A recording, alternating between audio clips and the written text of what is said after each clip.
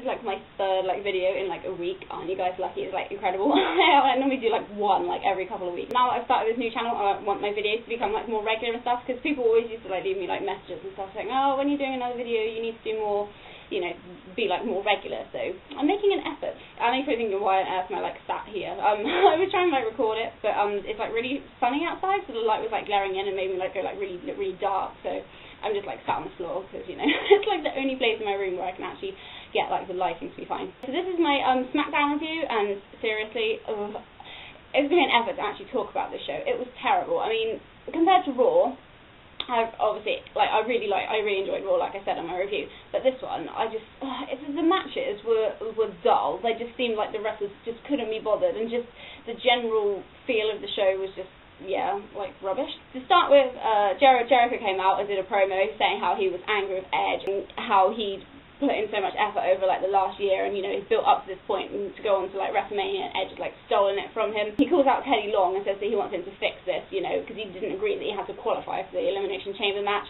So Teddy Long doesn't come out, so he goes backstage and goes into Teddy Long's office, but it's actually Edge sat in there. Jericho obviously, you know, starts saying to Edge how he'd robbed him of his shot, and Edge was saying it was because of Jericho that he came back and done that, like he'd created a monster basically. And then Jericho said, well, if he'd created the monster, then he had the power to like destroy the monster. But then Edge like stopped Jericho and said, you know, that he wasn't going to do that, and he said that he was bringing back his show, The Cutting Edge, later on, and his guest was going to be The Undertaker.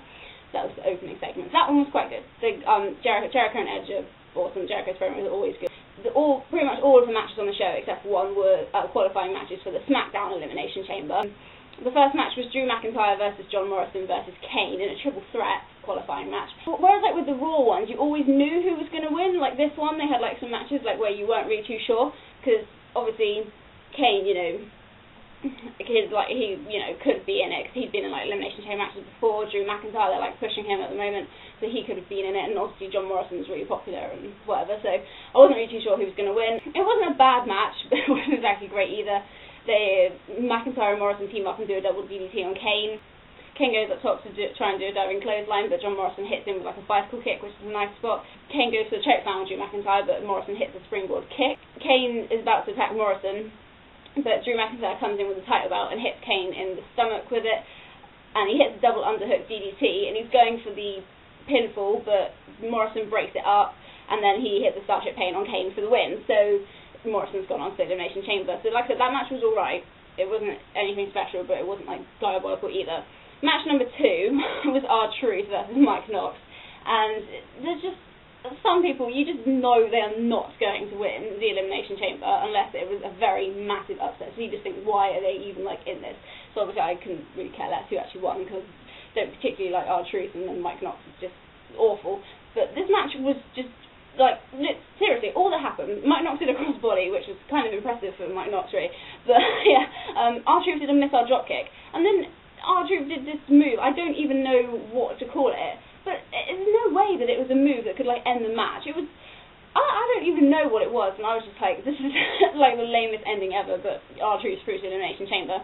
Then after that, they showed the footage of what happened on Raw after it went off the air. So basically, Cena came out and, you know, like helped like Bret Hart get out. He like got Batista out of the ring and then helped Bret Hart up. But then Batista came back in and beat up Cena, like did a Batista bomb on him on the steel steps in the ring. So yeah, they showed that, and they were describing it as devastating and, you know, things. And I'm like, well, there's been far worse things than that, than a powerbomb on some steel steps. But you know, match number 3 was Batista versus CM Punk, again in the Elimination Chamber qualifying match.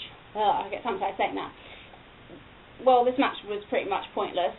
CM Punk came out, Batista came out, Batista got out of the ring, got counted out. That was it, that was the match. And then the Straight Edge Society was celebrating like, you know, like crazy when they didn't even do anything. So yeah, CM Punk is annoying. My finger hurts. So yeah, that was pretty pointless. That was like lame. Match number 4 was Matt Hardy versus Chris Jericho. Even though this match had Jericho in it, even this match seemed just really slow and like kind of boring. It didn't really pick up until like the very end. Towards the end, Matt Hardy goes for the twist of fate, but it gets reversed. Jericho hits a lion salt, but it only gets 2. Matt Hardy hits a side effect, but that only gets a 2. Jericho goes for the balls of Jericho, but gets countered into a pin attempt, but Jericho kicks out. Then Matt Hardy goes for the twist of fate, but Jericho holds onto the ropes and he hits the code breaker for the win, so Jericho's through, which he knew was going to happen anyway.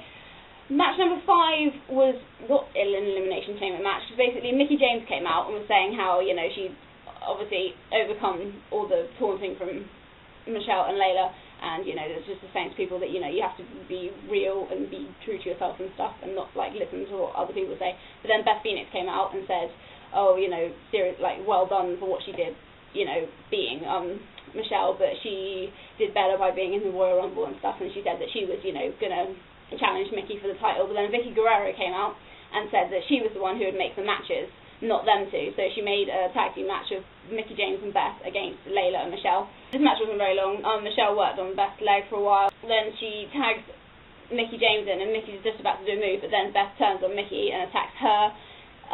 So obviously then Michelle thinks that Beth's on her side, but then she also ends up attacking, like, Michelle, and then Layla tags in and goes to, you know, I don't know what she was going to do on Mickie, but then Mickie James gets the roll up for the win, so Mickie and Beth win anyway, even though Beth had, like, turned on Mickie. So obviously that's going to leave a feud between those two, which should be good. Then they did the whole, I forgot that on SmackDown, they do, like, the whole From the Vault thing. But normally, I mean, I don't like the From the Vault thing, because they usually pick bad matches. But, I mean, they picked, like, Michelle McCool versus Jillian. It was terrible. I mean, usually they at least try and, like, put, like, decent matches on, but this match was truly awful, and I was just sat there like, ugh, this is so boring. So, yeah, that was my opinion of the From the Vault match on this show. And the last qualifying match was Rey Mysterio versus Dolph Ziggler. At the end of the match, Ziggler hits a bulldog followed by a power slam, and then he does, like, a backbreaker. He goes to, whether it's he goes to do one of his finishing moves, but Rey manages to block it and then gets, like, the pinfall. And then after the match, he hits Ziggler with the 619, so Rey Mysterio through as well. So you can definitely say the Raw Elimination Chamber looks a lot stronger than the SmackDown one. The final, like, segment was Edge's, you know, the cutting edge. So Edge came out saying how good it was to be back, because obviously SmackDown's where he belongs, it's his show. They showed the footage of when he beat up Sheamus on Raw, and Jericho comes out, interrupts him, and blames Edge for stealing his opportunity. Edge says that he is sick of Jericho, and then Punk comes out and is kind of like mocking them. He comes out saying it's actually him that's going to win the Chamber. He's done more than those two. He's, like, obviously made the Undertaker, like, tap out. Then Undertaker comes out, and they all start brawling. So Undertaker takes out CM Punk, and then Edge takes out Jericho, but then afterwards Edge and Undertaker are just, like, staring each other down. So that was SmackDown. Very, very rushed talking about SmackDown, but it was a terrible show, so I can't really put much enthusiasm into that, I'm afraid. So Raw definitely wins my vote for best show this week, because SmackDown was just atrocious. But anyway, so thanks for watching this. I don't know when I'll be doing my next, like, 1999 review. I've kind of, like, forgotten about that. Now I'm doing all of these ones as well. But I'll try and fit it in there somewhere, because the next one is WrestleMania 2000. So, yeah, so thanks for watching, and I will see you next time. Bye!